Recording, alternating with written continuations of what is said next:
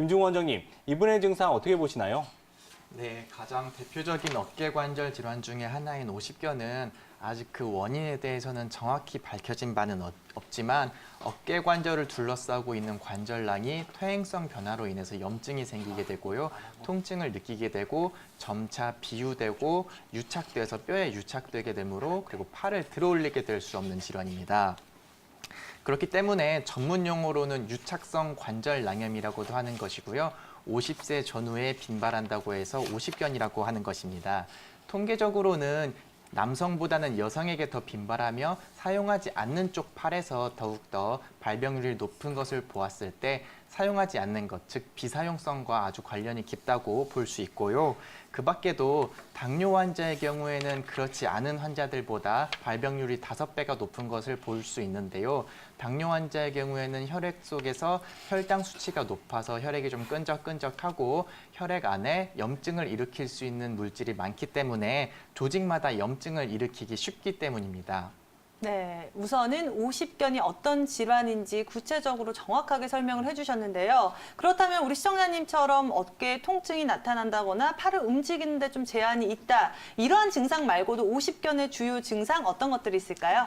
네, 일단은 가장 대표적으로 어깨를 들어 올리거나 회전시키기가 힘들고 심지어는 어깨를 뒤로 들어 올리는 동작은 아예 불가능한 경우도 많습니다. 이처럼 어깨가 얼음처럼 얼어붙었다고 해서 동결견이라고도 불리우는데요. 대부분 뚜렷한 계기가 없이 찾아오기 때문에 증상이 나타났을 때 적극적으로 한방치료 받으실 필요가 있습니다.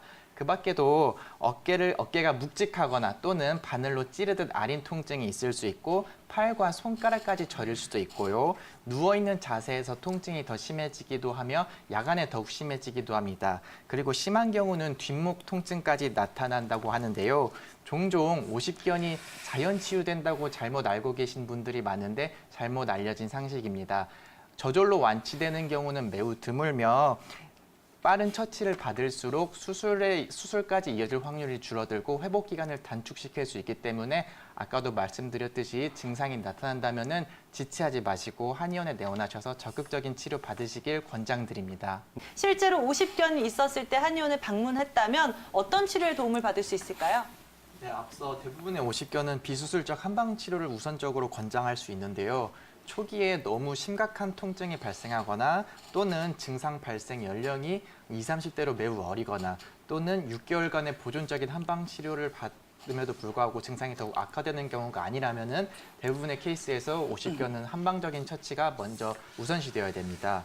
한의학에서는 침구 치료를 통해서 먼저 관절 주변에 곽인장된 근육을 이완시키고 약화된 인대를 강화시킬 수 있습니다. 그리고 약침 치료를 통해서 국소 부위의 소염 진통 효과를 극대화할 수 있으며 특히 한의학에서는 동기침 치료라는 게 있는데요. 동기침 치료란 침을 꽂은 상태에서 환자로 하여금 능동적인 움직임을 유발하여 관절 부위의 기혈순환을 정상화시키는 치료입니다. 즉, 어깨관절의 통증에 유효한 경혈에 침을 꽂은 상태로 환자의 어깨를 들게 한 후 어깨관절이 열리면 상하 좌우로 움직이게 함으로써 이제 관절의 분비를 촉진시키고 영양 공급을 활성화시켜서 어깨의 가동 범위를 회복하게 되는 건데요. 더하여서 관절을 보호하고 인대와 뼈를 강화시킬 수 있는 한약 치료를 통해서 근본적인 치료를 기대할 수 있습니다.